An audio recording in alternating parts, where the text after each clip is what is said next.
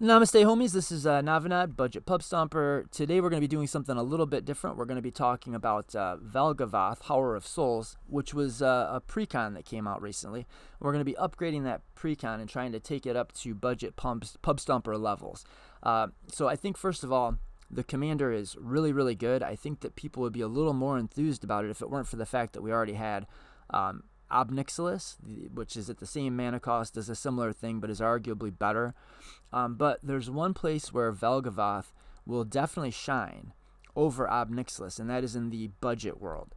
Building a $100 Ob Nix CC deck is not easy, and you know Valgavoth is pretty. It's very doable. Now Valgavoth, you could say, isn't as good, but it's not strictly worse than Ob Nix CC. There's definitely pros and cons. Well, let me read the card. So Valgavoth is a 4-mana 4/4, so it's a big, thick Elder Demon. Flying, Ward of Pay 2 life, which doesn't sound relevant until you read the ability of whenever an opponent loses life for the first time during each of their turns, put a +1/+1 counter on Valgavoth and draw a card. So if you try to swing at somebody, or well, I guess if they kill Valgavoth on their turn, then you draw a card. So the Ward of Pay 2 life can be relevant. The big deal is, though, it's a value engine in the command zone, and it gives us access to pretty good colors. And there's like combos and synergies that kind of weave together to form a really good overarching strategy. To form a very good strategy. So what are we doing with the deck? First of all, we're going to start off with 20 creatures because they do kind of, we require creatures to make the overall strategy work. Let's start with the win conditions. So what are some of the ways we're going to try to close out the game? One of the ways is with a really interesting and unique Hoarding Broodlord line, which actually I'm going to bring up.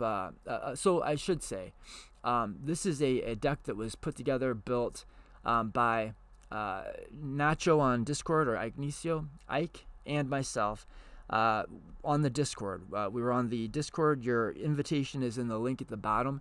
And I want to give Ike a lot of credit for this build because he came up with the primary win line in the deck, which I'm going to try to bring that up so I can read it to you. It's a little bit complicated. We'll go over it. Okay, so he wrote me out a whole instruction booklet on this one combo. Let me show you the pieces. So the first piece to the combo, and I would say this is the main win line of the deck, or one of two main win lines, and then we've got a backup like tertiary win con. But we're using Hoarding Broodlord and Pinnacle Monk. There's an interesting synergy here, the way these two kind of flow together. So one way or another, we want to get Hoarding Broodlord into play. We play 20 creatures, so we may even be able to just convoke it into play. That's not what we're trying to do. We're trying to use like a Doomed Necromancer or an Animate Dead or Persist. We're trying to stick it in the graveyard and then bring it back into play. We've got a number of ways to do that in the deck. But once we get the thing into play, yeah, this is a little bit complicated, so kind of stay with me here. Step one is to get Hoarding Broodlord into play. Then step two is we're going to use Saw in Half. So Hoarding Broodlord, when it enters the battlefield, you can search your library for a card, and then you exile that card, and you can cast it from exile, and any cards that you cast from exile have Convoke. So the first tutor target we're going to find with Hoarding Broodlord is going to be Saw in Half. And Saw in Half for 3 mana, is it an instant? Oh, good lord. Must be a sorcery, or I'm blind. That'd be funny if I forgot to put Saw. Oh, here it is. Okay, it's an instant for 3 mana. Destroy target creature. You make 2 token copies of that creature. It halves their power, but they keep the same CMC. That's the important part. So the thing that we're going to find with our Broodlord is going to be Saw in Half. Then we're going to cast the Saw in Half, and we'll use 2 mana, 2 lands, whatever, rocks, 2 mana plus Convoke. So we're going to, let's say we've got our commander out, and we've got the Broodlord. Then we can tap the Hoarding Broodlord and the commander, and just 1 mana other than that, 1 additional mana, to cast Saw in Half, targeting the Hoarding Broodlord. So then you're going to get 2 Hoarding Broodlords, and the Broodlords are going to come into play ETB, and you're going to be able to tutor up 2 more cards. You're going to get Burnt Offering and Pinnacle Monk. So Burnt Offering is it an instant or a sorcery? Yeah, I'm really starting to think about writing scripts for these. Bear with me a moment. Okay, Burnt Offering. There's 2 versions of this. This one's the better of the 2. So Burnt Offering, sacrifice a creature for 1 mana, and you can add mana equal to that creature's converted mana cost and any combination of red and black mana to your mana pool. So just for simplicity's sake, it's funny to call this simple, I know, but for simplicity's sake, we're going to tap our 1 Broodlord token, and we're going to sacrifice the token that we're tapping to the Burnt Offering. So we have the 2 Hoarding Broodlord tokens in play because we used Saw in Half on the first one. It killed the first one. We got 2 token copies. Now we're going to tap one of those token copies to cast the Burnt Offering on the copy that tapped to cast it. So we tap the token copy, cast the Burnt Offering with a Convoke, and that gives you 8 mana. And just for simplicity, we're going to put 4 red and 4 black into our mana pool. Now that we've got the 4 mana, or 4 of each color mana, we're going to use 2 of that red and 3 of the black to cast Pinnacle Monk. Okay, and it's not super important you do exactly that, but probably do that. So you're going to use 5 of the 8 floating mana to cast your Pinnacle Monk. You can tap one of the Broodlords, in fact, so it would cost you 4, say. So you'll still have 4 mana floating. You cast the Pinnacle Monk, and when it ETBs, what Pinnacle Monk does is when it enters the battlefield, return target instant or sorcery from your graveyard to your hand. Okay, so when that ETBs, you're going to pick up the Saw in Half. So basically you've got, say, 4 floating mana and a creature left to convoke. So you might as well have 5 mana left. But you're going to return Saw in Half to hand. Then you're going to cast the Saw in Half, and you're going to be targeting your Pinnacle Monk. So that's going to make 2 copies of the Pinnacle Monk. And each of one of them, when they ETB, is going to return a instant or sorcery from your graveyard to your hand. The instants and sorceries you're going to grab the Saw in Half and the Burnt Offering. Then you're going to use the Burnt Offering to sacrifice the Pinnacle Monk. And that's going to give you 5 mana. And you're going to use that mana to cast the Saw in Half on the other monk, right? So now you're going to make 2 monks. You're going to return Saw in Half and Burnt Offering. You're going to cast the Burnt Offering to sacrifice a monk, and then you're going to cast the Saw in Half on the other monk, making 2 Pinnacle Monks, which is going to bring back your Burnt Offering and your Saw in Half. And you're just going to do that over and over. So I'm going to read it exactly the way that it was typed up for me. This might be easier. So step 1, and this is like 12 steps, sorry. But step 1, you're going to get your Hoarding Broodlord into play. So maybe that's reanimate it, maybe it's cast it, whatever. You're going to put that thing in play. So step 2 is you're going to tutor up the Saw in Half with the Hoarding Broodlord. Step 3, you're going to cast the Saw in Half on the Hoarding Broodlord to make 2 Hoarding Broodlords. They're going to ETB. And step 4 is you're going to tutor up Burnt Offering and Pinnacle Monk with the ETBs of the 2 token copies of the Hoarding Broodlord. 5, you're going to cast Burnt Offering on a copy of Hoarding Broodlord to make 8 mana. 4 black, 4 red. You're going to use, step 6 is you're going to use 2 red mana and 3 black mana to cast the Pinnacle Monk. That's going to return Saw in Half. Step 7, that's going to return Saw in Half to your hand. Step 8, you're going to cast the Saw in Half targeting Pinnacle Monk. Step 9, you're going to get 2 monks and return Saw in Half and Burnt Offering to your hand. Step 10, Burnt Offering is going to sacrifice the monk.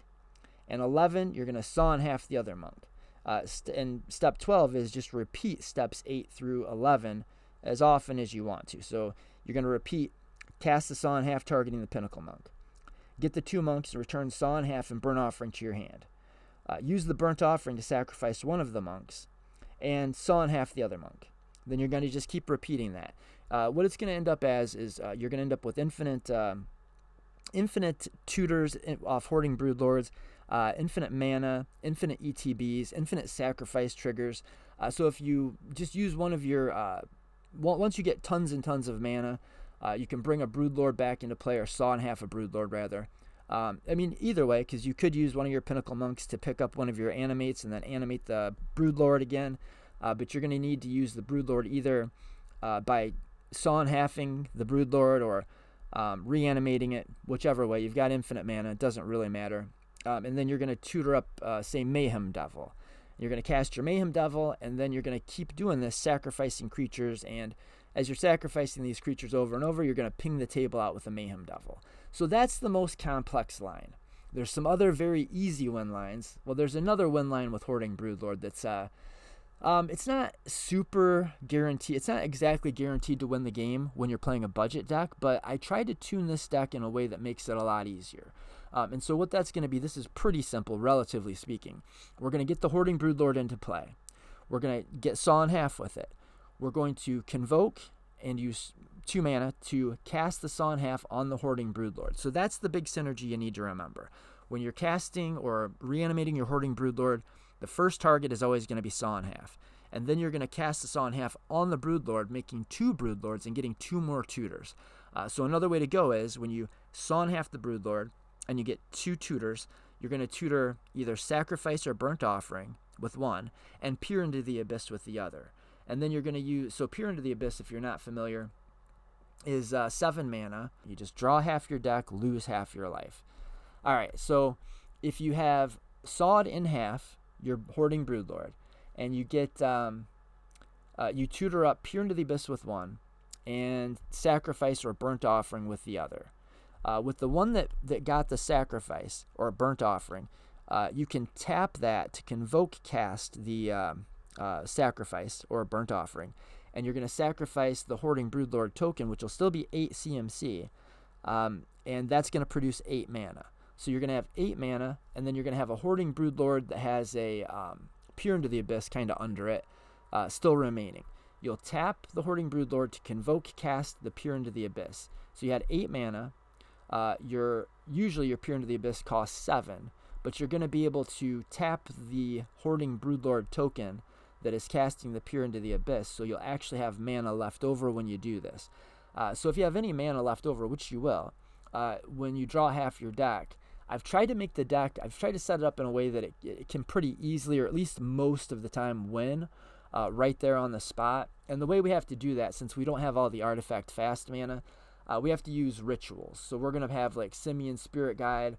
We'll have things that we can sack like Skirk Prospector and Blood Pet, which actually can be tapped to Convoke and then sacrificed, because they don't say tap and sacrifice, and that's kind of important for this line.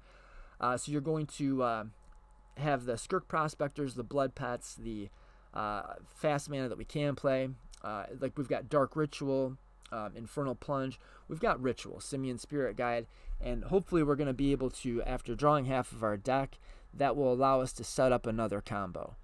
Dual Caster Mage Twin Flame, for instance. But the Twin Flame is not a dead card in this deck because we're abusing these ETBs like Pinnacle Monk and Hoarding Broodlord. Okay, so that's the most complicated stuff. Probably one of the easiest ways to win the game is just to use Dual Caster Mage Twin Flame. It's just kind of a Rakdos All-Star CDH combo. We're going to use Twin Flame here. We're going to target one of our creatures. Then it's going to, so we're targeting, what Twin Flame does is it says choose any number of target creatures. Here, we're just going to be targeting one most of the time. For each of them, put a token that's a copy of that creature onto the battlefield. Those tokens have haste. Then you exile them at the beginning of the next end step. So it just set basically 2 mana copy target creature. So you're going to target any creature, doesn't matter. You can target your Valuegovoth and then hold priority, because you're going to flash in Dual Caster Mage on top of your Twin Flame.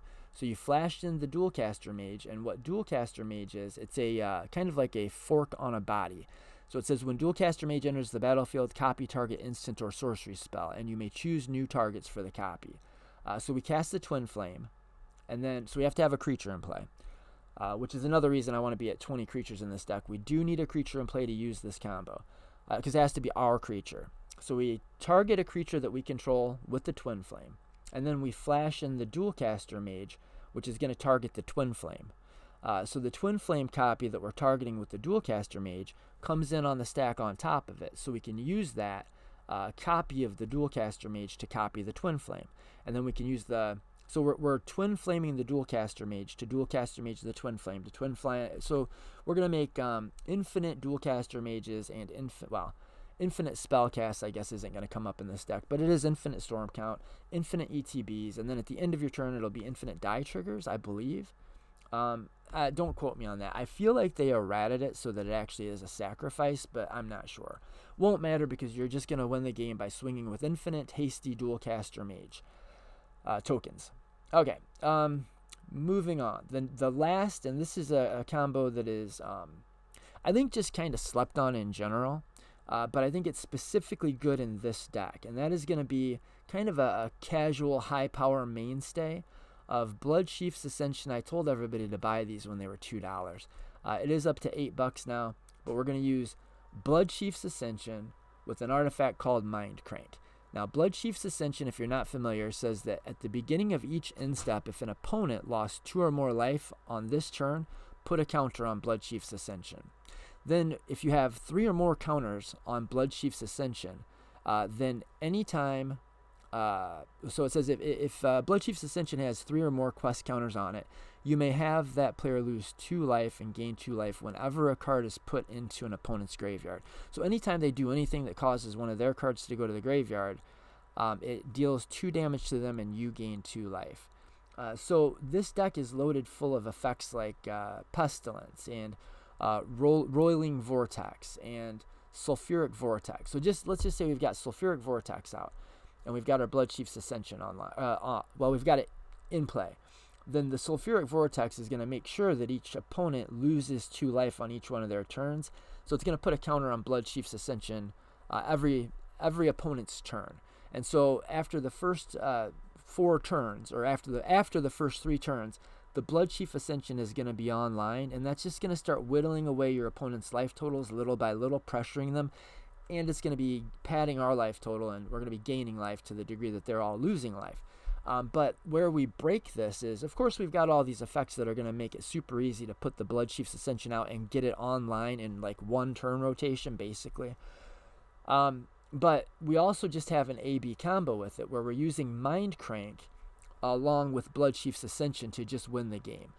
So Mind Crank says whenever an opponent loses life, that player puts that many cards from the top of his or her library into their graveyard. So say your Bloodchief's Ascension triggers 1 time, and it doesn't matter how you trigger it. Once it's active, once you have the 3 quest counters on it, it just says whenever a card is put into an opponent's graveyard from anywhere, then you may have that player lose 2 life, and then you gain life. So it doesn't matter how the cards get into the graveyard. For instance, if they're Mind Cranked into the graveyard. This again says whenever an opponent loses life, that player puts that many cards from their library into their graveyard. So the Mind Crank causes the Bloodchief's Ascension to mill, and the milling of the Mind Crank causes the Bloodchief's Ascension to ping. And so as soon as we arrange for them to lose life in any way, we start flipping the top of their deck into the graveyard, and with each flip from the top of their deck into the graveyard off of the Mind Crank, it's going to be doing damage because of the Bloodchiefs. And so that goes infinite and just murders people. So this is a combo that's efficient in mana, but it does require a little bit of setup. You have to get the quest counters on it. But this is a deck where we're drawing cards based on our opponents losing life. So we're already trying to do that. Like we don't have to take any special extra steps. We're using Valgovoth. We're using Valgovoth as a draw engine, and the way that we activate the draw engine is with these like hate pieces that cause our opponents to take damage, like Kedrick Parasite. Whenever an opponent draws a card, if you control a red permanent, like your commander, you may have Kedrick Parasite deal 1 damage to that player. So if that happens on their draw phase, then it triggers Valgovoth, so it's going to draw you a card. So if you've got Kedrick Parasite in play, you're drawing 1 card on each of your opponent's turns. So that's a 1 mana investment that's basically guaranteeing 3 card draws per turn rotation. But it's also an effect that is going to be getting our Bloodchief's Ascension active. So basically we've got a bunch of reanimation so that we can get our Hoarding Broodlord into play. We've got ways to put it in the bin. We've got tutors that'll find our Dualcaster Mage and our Twin Flame. And we've got these pingers that work with both the value engine part of our strategy and the Bloodchief's Ascension part of our strategy. So that's the main idea of the deck, is we're going to be trying to ramp into our commander to establish a value engine, and we're going to be trying to set up one of our combos. And with enough mana, Hoarding Broodlord is a 1-card win con. But you also, again, have 20 creatures. So with enough creatures and or mana, Hoarding Broodlord is a 1-card win. Now, it's a lot more mana efficient to just put it into the graveyard with a Buried Alive and then reanimate it. And Buried Alive and cards like this have a little extra synergy with our deck, as do cards like Blood Pet and Skirk Prospector, because we are using the Undergrowth mechanic. It might not be exactly explicitly stated on the card, but we are using it. We want to get creatures into our graveyard for some of the cards. Like we've got, what's the Mausoleum Secrets? Is that an instant? Cards busted. We've got Mausoleum Secrets, which actually does literally say Undergrowth. For 2 mana, search your library for a black card with CMC less than or equal to the number of creature cards in your graveyard. Reveal it, put it in your hand, then shuffle your library. So even if you only have 1 creature in your graveyard, you can use the Mausoleum Secrets to find your Bloodchief's Ascension. Or if you've got Dualcaster Mage in hand and you have 2 creatures in your graveyard, you can find the Twin Flame. So this is to assemble the A to your B or the B to your A.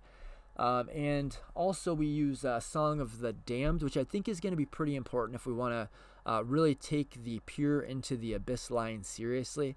It just gives us kind of enough fast mana, and I mean, when I say fast mana in this context, I'm talking about the rituals primarily. We need to have enough fast mana to virtually guarantee we win the game by drawing half of our deck. I mean, honestly, when you draw half your deck, it's pretty hard to lose the game from that point. And we do play a lot of interaction, but we've got a lot of rituals, we've got a lot of interaction, and we've got a lot of combos and tutors for the combos. So, but we need to make sure that we've got enough creature cards in our graveyard so that we can turn Song of the Damned on. And so cards like Buried Alive, even though we really only need 1 creature in the graveyard, putting the additional creatures into the graveyard is going to help power the rest of your strategy, or at least a couple of key pieces in the strategy. Again, Mausoleum Secrets and Song of the Damned. If you have like 5 creatures in your graveyard and you peer into the Abyss into Song of the Damned, that's going to be a pretty easy game win. I mean, because you have mana rocks that'll convert the black mana into red mana. You've got rituals for red. So, yeah, basically the core principle of the deck is we want to establish our value engine, which is our commander, get some damage dealing effect in play, which we've got tons of them. Mayhem Devil, this Magebane Lizard, this is just a good card. I play this in my CDH Slicer deck, and it's nasty. I've played against it. It's my daughter's Slicer deck, and I've had this thing in play. Trying to win through this with a lot of decks is really difficult. In fact, a lot of times you just have to break it up into 2 separate turns because you just can't cast spells willy-nilly when there's a Magebane Lizard in play, especially if you're getting beat down with a 4/4 flying that keeps getting bigger, because this thing does grow, and that's not irrelevant. So yeah, we're going to try to establish a value engine by using our commander in tandem with any of our damaging effects. And our damaging effects are mostly, like, we want to have a lot of them that are creatures like Harsh Mentor, these Pain Stacks effects, so that for one thing, we can use them to convoke our spells when we get our Hoarding Broodlord into play. But then also so they can end up in the graveyard to fuel the cards we already talked about. So we've got the value engine, ping people, and that's going to kind of layer in with our 3 mana combo of Bloodchief Ascension Mindcrank. So the deck as a whole is just sort of another one of my kind of layered combo soups. Now this has been through a lot of iterations. When Ikenecio or Nacho on the Discord first brought this to me, he was leaning into the persist combos. But what he did was he took the Precon and he used that as a shell. And then he tried to build a deck that was kind of competitive based on that shell, utilizing as many pieces of the existing Precon as possible. And maybe I'll put his deck list in the description. So if you are a player who has the Precon already, and you don't want to do what I did here, which this is only $97.14 if you bought everything as singles. So you should be able to use a good chunk of that deck and cut your cost down to maybe $60, something like that. But Ikenecio's build is going to be even easier to take from a Precon into a kind of competitively viable budget deck. And I don't mean it's going to be a CEDH Meta Warper or a CEDH threat on the tournament circuit. Nothing like that. But If you're playing against like your high dollar money piles at the local game store, somebody has like, I always like to use the examples of slivers and goblins and vampires. If you're playing against like Krinko, like say $500 Krinko and $600 Edgar Markov, and then like a $900 first sliver, or well, sliver deck in general, even with the more, how do I want to say it, the deck list that Ike made, or Nacho made, Ikenecio and Nacho are the same guy, if that's not clear. So the list that he came up with it's maybe, I don't know, 60 cards that are still from the Precon and then 40 that aren't. I think mine's about the other way, like 60-40 in the other direction. But if you're playing against these high dollar money piles that are like high power casual decks, absolutely either one of the deck lists that we've created here is going to, I don't even think, compete with those decks. I think it's going to be a real problem for those decks. I think that, not that you're going to win every game, but I think you're going to be public enemy number one with your $100 deck that was, half Precon. So your upgraded Precon, if you put it together this way, is going to be more than a match for the $600 first sliver, or the $400 Krinko mob boss. This is just, it's built more efficiently, with more layered combos and synergies. That it's just, I think that both of our decks, and this is kind of the culmination, this is the final iteration of our of Ike and my deck building on this commander. I think that we've just used a lot of, I guess, good tricks, like tactics, tips, effective, efficient deck building that we kind of brought out of the CEDH space, and we're putting it into this budget space, because both of us play CEDH. In fact, I think most of the players on my Discord, definitely the players that play in my budget meta that are from my locals that are on the Discord, play at least probably 50% of their time they spend playing CEDH. But I don't think any of them are strictly and only CEDH players. Anyway, so let's talk a little bit more about some of the pieces that maybe you've not seen before, or you don't know what they do. Let's just go through. So Blood Pet is just first of all, it's going to help you to ramp into your value engine commander on turn 3, hopefully. Second, it's a body to convoke for your hoarding broodlord combos. And third, you can once you sacrifice it, you can it's going to fuel your graveyard, which is something that we want for some of the cards in the deck. Now, there's also the new tutor that came out of was it in this Precon? Oh, that tutor may be in this Precon. It's the Demon Tutor. Well, there's a Demon Tutor that's from this set. 2 mana Demonic Tutor for a Demon. But it's 2 mana if you have Delirium, just straight up a Demonic Tutor. So if you are using the Precon, I probably would keep that card in. I cut it really just for budget reasons. It was a little bit expensive for what it was. But then, trying to get the Hoarding Broodlord online and have your Convoke creatures, and trying to have sources of damage to get your, all of it kind of works together. Sacrificing Blood Pet helps with the Undergrowth mechanic and the Song of the Damned, and it also helps with that Delirium Tutor if you have that. And if you do, put it in or leave it in. Don't take that out. You cut something else for it. Then we've got some value engines that are a little bit less expensive. Nashi is just one of my favorite budget creatures in black. It's just a really good value engine. It's very effective. It doesn't have a lot of special synergy with the deck, but it gives us another value engine, because our deck is set up as kind of a mid-range grindy deck with a quick combo finish. That's what we're doing here. So cards like Nashi and Braid's Arisen Nightmare work really well in the deck, because if you're not able to get your commander out, or if your commander gets killed, you still have a backup grind engine. And the deck, like I say, is built to grind. We've got a lot of engines, but we've also got a lot of removal and three totally different combo lines, and you could say like 4 or 5, depending on how you count them, different combo lines, like finishes in the deck. Then we've got Bloodseeker is just a way to ping your opponents, which we've already talked about why that's important.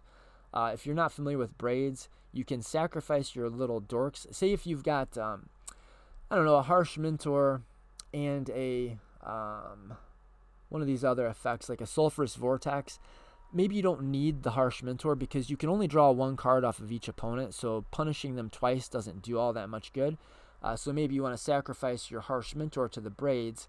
Then your opponents either have to sacrifice one creature apiece, or they take 2 damage and you draw a card off of each of them.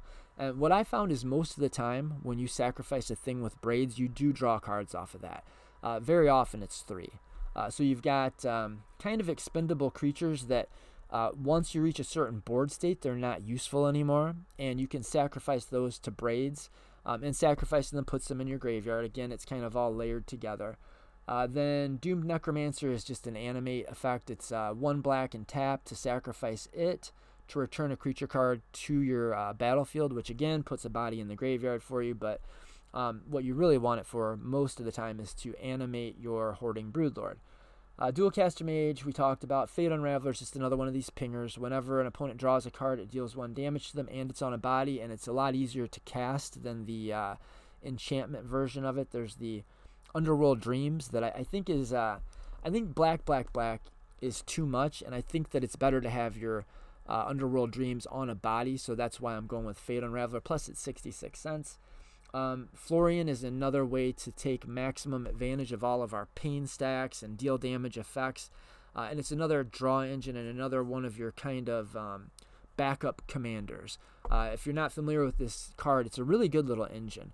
It's almost not a value engine. It's almost like a tutor on a stick, in a way. Depends on how much damage you're able to dole out, but the deck is built to do that.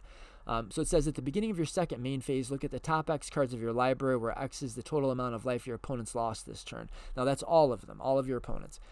Then you exile one of those cards, put the rest on the bottom of your library in a random order, and you can play the exiled card. So a lot of times you're able to search 6, 7, 8 cards deep with Florian, at which point, because of the number of redundancies in the deck, you're very likely to find exactly the piece that you need, or a version of the exact piece that you need, or a tutor that is going to get you to the exact piece that you need.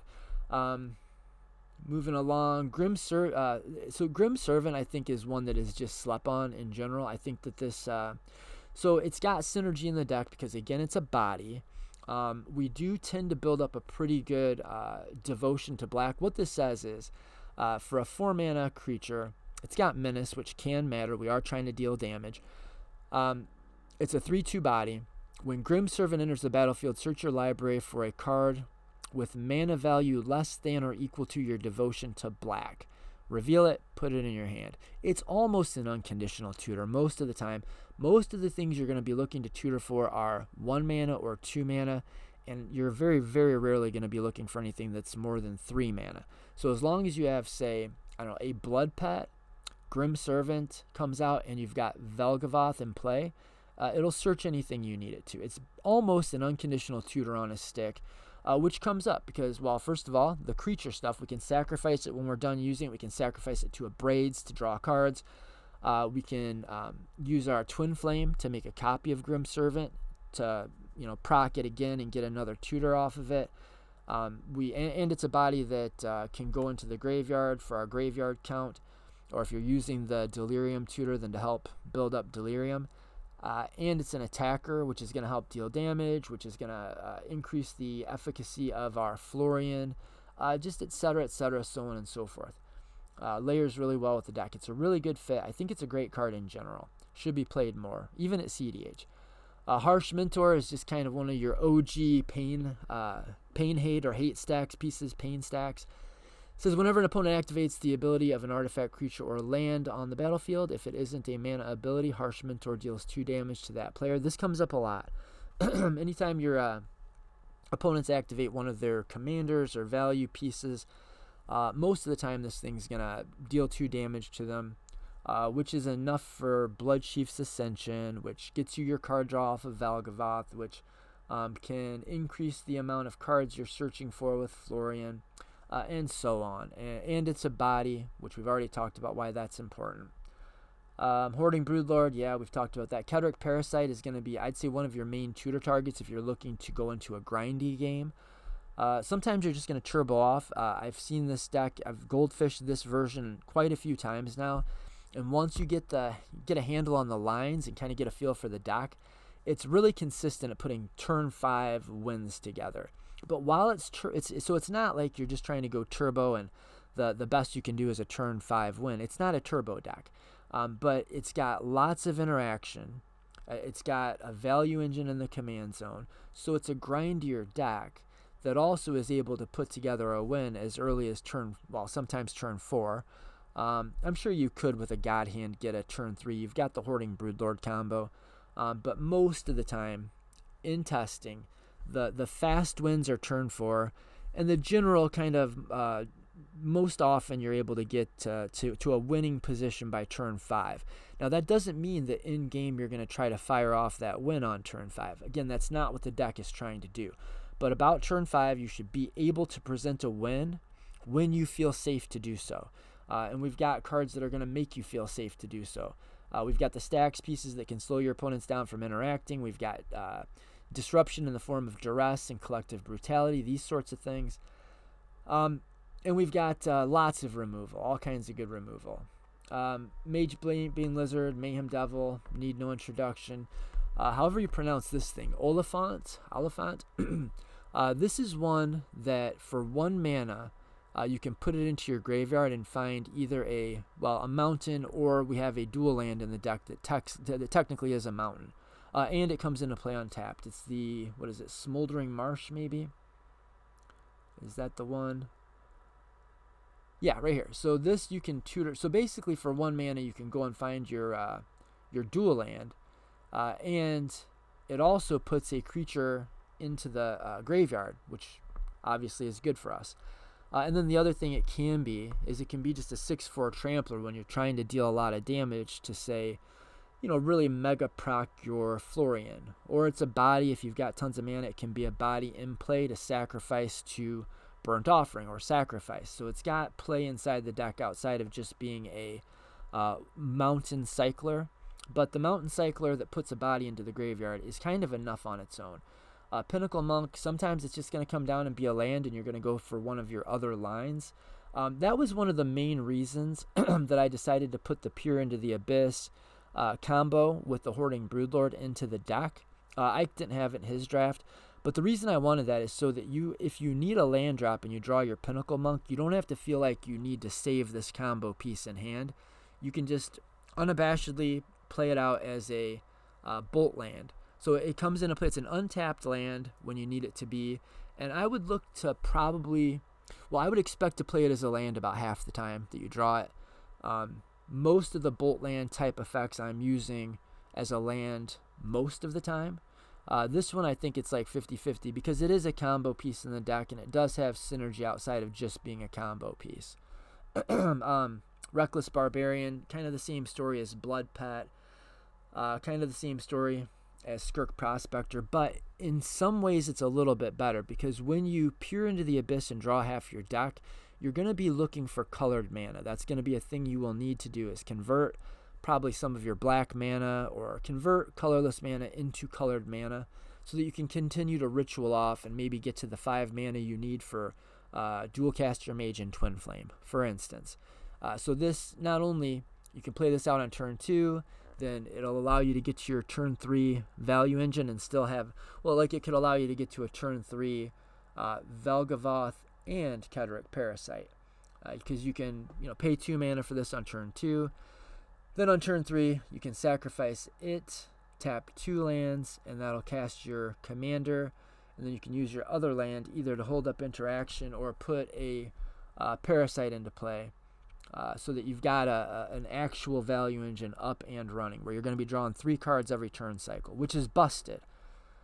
We've talked about the rituals. We've talked about the what do we want to call this? Pain stacks? Yeah, probably pain stacks. We've talked about the lines, I guess, the couple of lines with the Hoarding Broodlord. So we need ways to get our Broodlord into the bin, like Buried Alive. If you draw it, or if you have a tutor to hand, you can use Collective Brutality. It's a kind of like a duress, but it allows you to discard cards to get additional modes. One of the modes is target player loses 2 life and you gain 2 life. That can help. Maybe you need to get the last quest counter on your what is it called? Mind Crank combo, whatever. The what is that called? The one that's Blood Chief's Ascension.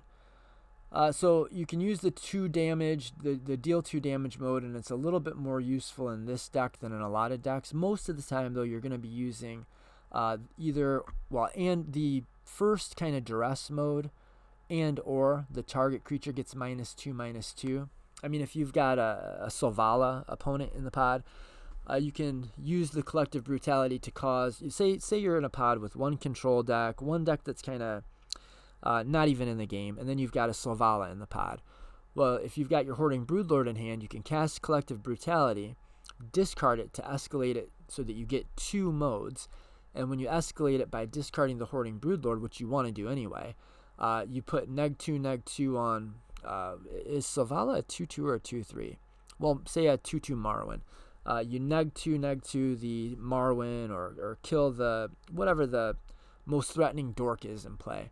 And you can target your control opponent and use the discard mode to take away their interaction, and then maybe you can go off. Or maybe you just break up a combo.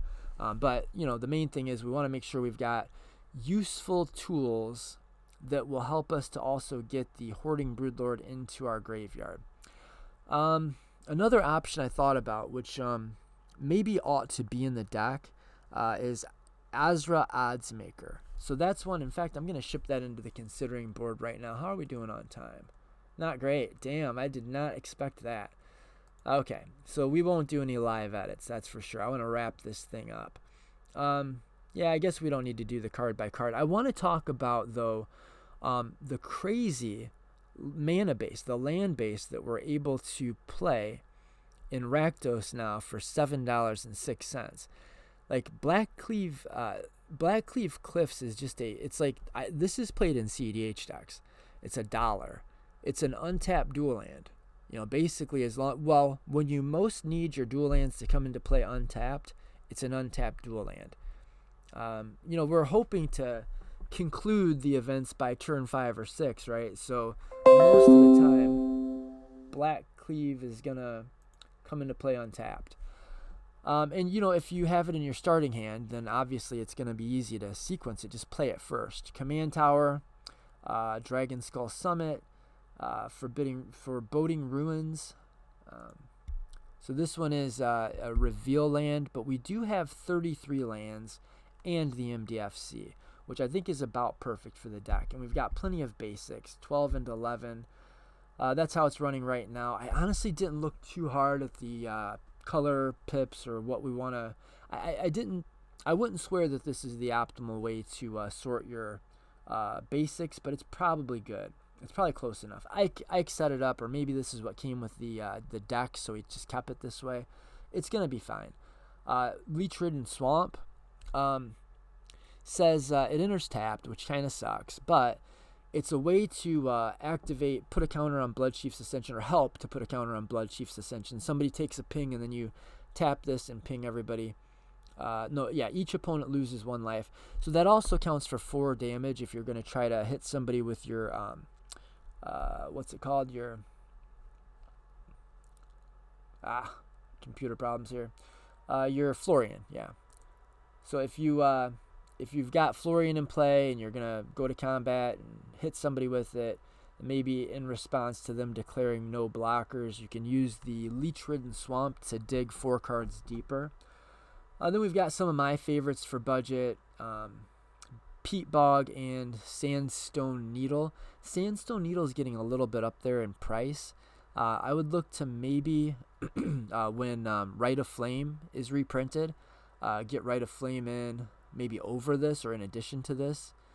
We could just about fit Rite of Flame. We've got a little bit of money left in the budget. We're at 97.14. Rite of Flame. Sorry guys, my computer's running like hell. Yeah, so you could swap out the you could take out Sandstone Needle for a Rite of Flame and put another basic in, or don't. You could pull a card. But Rite of Flame, I think that'd be a good add for the deck. In fact, yeah, so maybe I'll have an updated version in pretty near future. Light Up the Stage is awesome in any of these decks that function like this, where we're able to consistently deal any amount, like some amount of damage to an opponent. Just having a card that's 1 red mana exile the top 2 cards of your library, and then until the end of your next turn, you can play those cards. That's effectively draw 2 cards. It's just about draw 2 cards for 1 red mana. Most of the time, it's going to function that way. We've got another kind of, quote, 1 card win condition in Final Parting, because we can cast Final Parting for 5 mana. It's a lot, but it's a 1 card win con. And we can use it to simultaneously put our Hoarding Broodlord into the graveyard and get whatever we need to hand, Animate Dead or Persist, to reanimate the Hoarding Broodlord. So really, for a total of 7 mana and just this 1 card, you should be able to get there. Victimize is a very inexpensive and I'd say useful card. The only problem with this is you do have to have 2 creature cards in your graveyard. So that was another thing. I forgot about that part. That's another reason we just want to make sure that we're going to have enough bodies in the bin. And so I did build the deck to make sure we've got bodies in the bin. So this Victimize, it can be a problem for a lot of decks. I don't think it's going to be an issue for this deck. In fact, after you cast Buried Alive, it's automatically not an issue.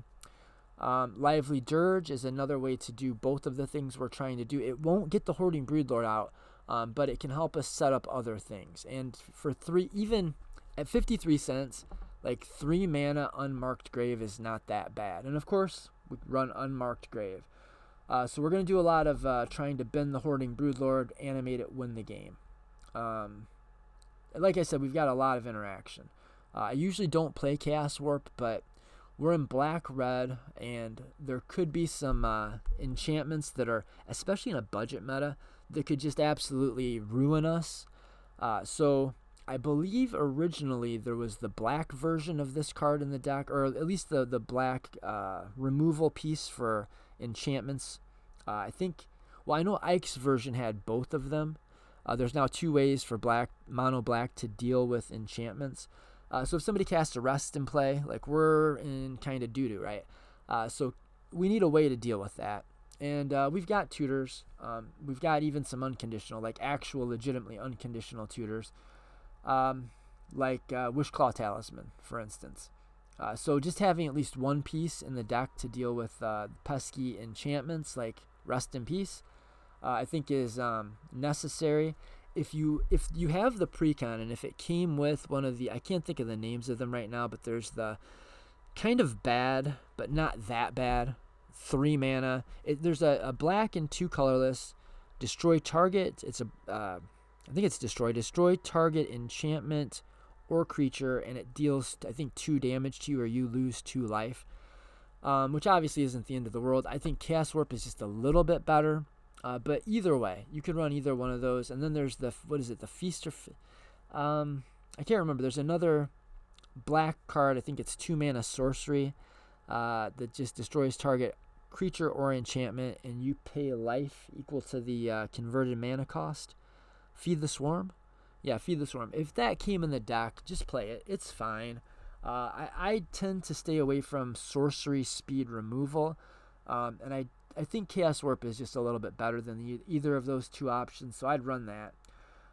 Dark Ritual, Fatal Push, Ghostfire Slice. I have found Ghostfire Slice, the vast majority of the time, is just better Lightning Bolt.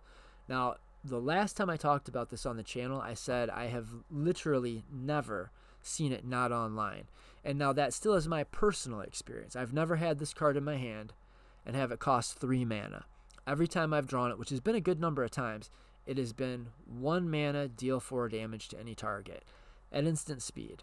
Now, a buddy of mine was playing this card in his deck, and he was in a situation where nobody had a multicolored permanent in play, and so he did. I think he ended up just waiting until there was one, and he was able to fire it off for 1 mana. But yeah, he had to make the decision, spending 3 mana on this effect, which is obviously not great. But a lot of times it's going to be the same thing as a Chaos Warp. Your opponent's got some 4/4 not beater. You got something that you need to deal with. Even if you have to pay 3 mana, if it's a must-kill threat, well worth it. Imp's Mischief is just one of my all-time favorite cards. It's like right on the edge of being CDH viable. In fact, it is viable. It's an option. If you're playing mono black, it's definitely an option. I'd say it's like right on the verge of being CDH playable in Rakdos. So if it's right on the verge and it's $1.47, it definitely can make our decks. Culligan's Command is sweet in here. I can't take credit for this. This was in the list that Ike presented to me. But you get to choose 2 modes.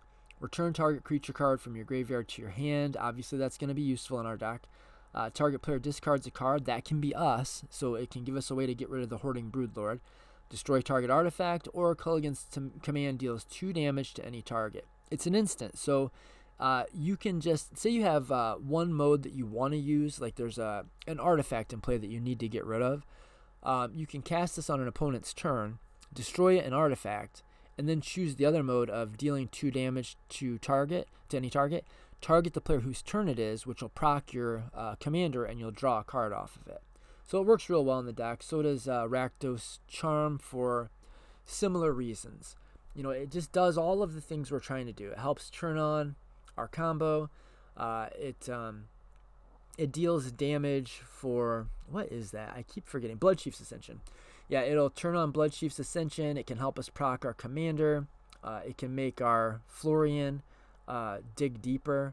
It also has exile target player's graveyard. Against some decks, that's pretty close to just GG's. Or it'll destroy an artifact. Also, you can use this. There's a lot of win conditions that this is actually going to be a foil against. Like Dualcaster Mage Twin Flame. If somebody tries to Dualcaster Mage you to death, you can cast this at instant speed and have that opponent take 1 damage for each creature they control.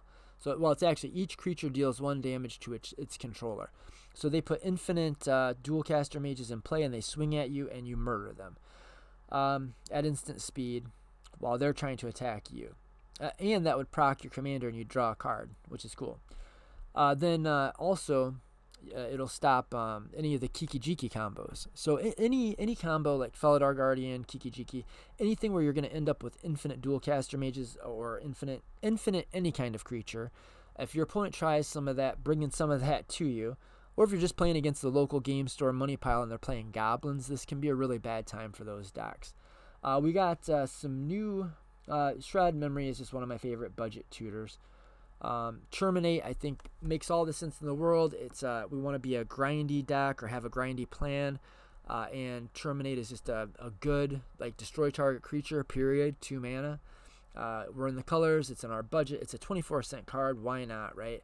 And this is a new card that I think is just amazing. I don't know if it's being slept on. Well, I guess I thought it was a rare at $1.12, which would lead me to believe it's being really slept on.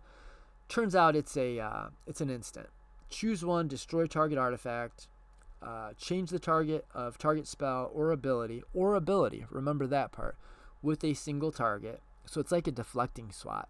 It's 2 mana, but, you know, we're playing on a budget. 2 mana D-swat's pretty good. 1 or 2 target creatures can't block this turn. So those are the 3 options. They're all good in the deck. We're going to use all 3 of those. But one of the main purposes of this is going to be to counter target counterspell. Oh, did I just realize a big miss? Okay, I'm definitely going to update this list. I'm going to keep iterating. I might actually build this list in paper. But the miss that I just found is we're not on Bolt Bend. That's it's a super inexpensive card, and we have a 4-power commander. We're in Rakdos. Like, get in my deck. So yeah, I think though that is about all the time I want to commit. That's all the time I want to eat away from your day today. Thank you for watching the video. I really appreciate it. Check out the invite in the description. I want you to come and join us. Like, I brewed this deck with one of our Discord members on the Discord primarily.